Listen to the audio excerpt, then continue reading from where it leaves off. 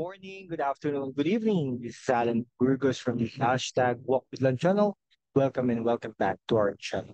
Guys, if you are not yet subscribed to our channel, please do it so now so that we can be able to maintain and sustain this channel. We are now officially 7,644 subscribers. Konti na lang guys, ano na tayo, no? Mag-8,000 subscribers na tayo. That's why keep on subscribing, keep on sharing, and keep on helping this channel. I'm very grateful. Thank you so much. God bless you all. Okay, so ang pag-usapan ko natin today ay yung kay, ano, no, kay Imelda Marcos. Imelda Marcos, ano po, no? Dating First Lady ng ating bansa. No? Kasi ngayon, ang First Lady po ay si Isa Araneta Marcos. Alam mo ba yan? Kailang ba? Okay, so dating po si First Lady, ang asawa po ng dating Pangulong Ferdinand Marcos Sr.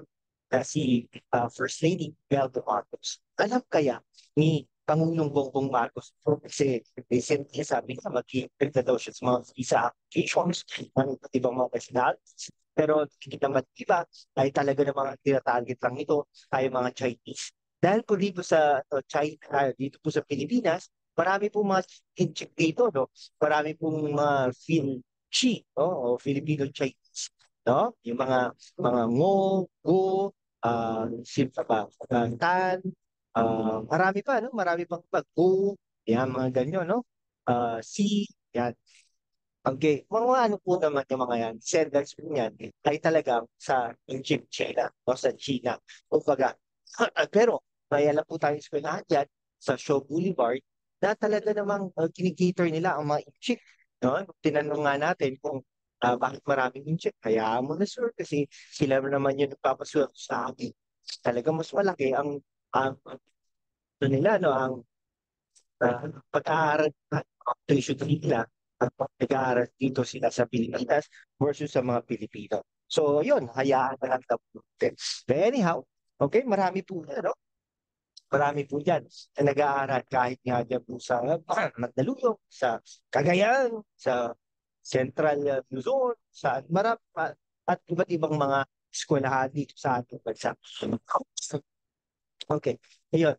Kaya nga po si Imelda Marcos ay talaga namang kung nakipag-meeting o punta po doon sa isang um, may dinner meeting po sila, no, kasama po si Cagayan Governor Mamba, no, talaga namang ano po kasi, no, si dating First Lady Imelda Marcos, siya po yung parang nagpalaganap ng um, ng relationship ng Pilipinas at saka ng bansang China noong mga panahon niya, 'di ba?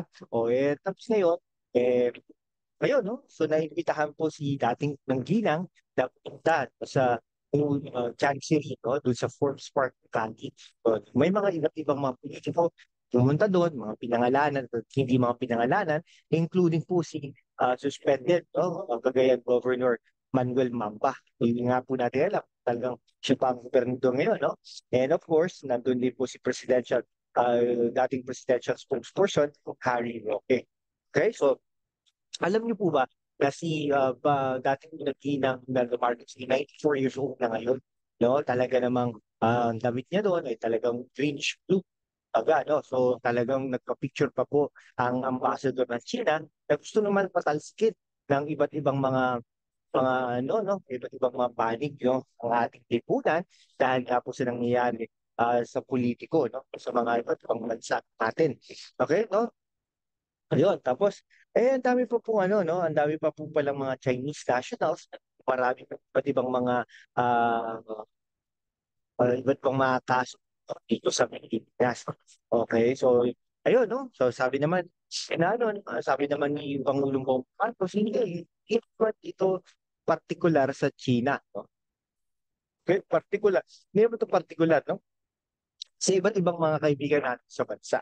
No? So, ayun, no? So, talaga, sabi ng Department of Foreign Affairs na talagang mag-iipit na sila, no? Yung mga Chinese nationals applying for tourist visas.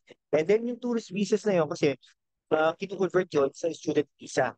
Lalagyan kasi yan. Alam nyo naman, mayayaman yung mga Bureau of Immigration na yan. Okay, so yun, no? Ganda din yung Madam Imelda Marcos. So, tumating siya, no? And, okay, tanong natin, alam kaya ni Pangulong Bongbong Marcos ito.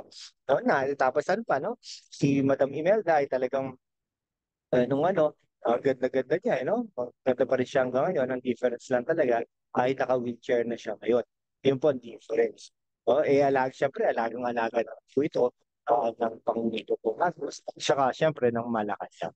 O, sige po. Hanggang dito na lang po mga kaibigan ko, ha. Maraming maraming salamat po sa inyo. Kung hindi pa po kayo nakapag-subscribe sa ating channel, mag-subscribe naman kayo para we can be able to maintain and sustain this channel. Thank you so much, guys. God bless you all.